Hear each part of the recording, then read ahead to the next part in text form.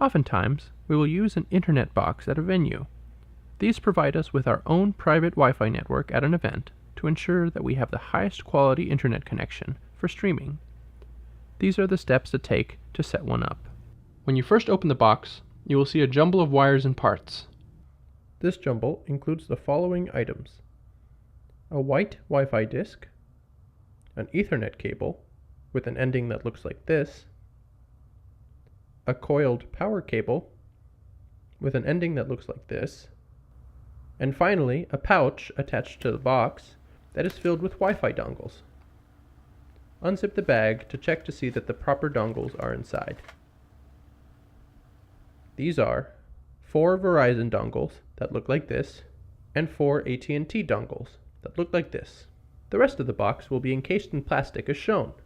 You will not need to do anything with the contents of the plastic casing, but please note these 4 USB ports open on the side. Next, take the black power cable and connect it to the outside of the box. Take the other end and connect it to the wall. Once connected to the wall, the fan on the side of the plastic casing will begin to turn and make noise. 2 lights on the inside of the casing will turn on.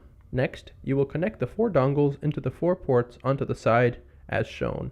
If you are using the Verizon dongles, please make sure to connect them in the open butterfly position as shown. Once you do this, 4 green lights that correspond to the internet sticks you plugged in earlier will start blinking.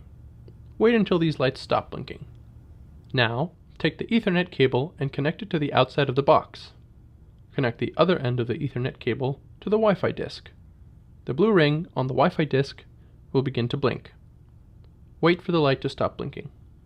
Collect the cables so they don't drag on the floor, and take the box all the way outside the building so that it is better positioned to receive a signal. You should use a side or back door so you can select a position that will not be in the way of where people walk. Set the box down flat so that it won't tip over. Lastly, it's time to stick the Wi-Fi disk to the wall.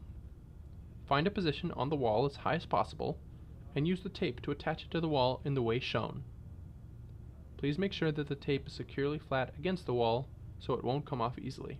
Please make sure to tape down both the power cable and the Ethernet cable to prevent anyone from tripping over them accidentally.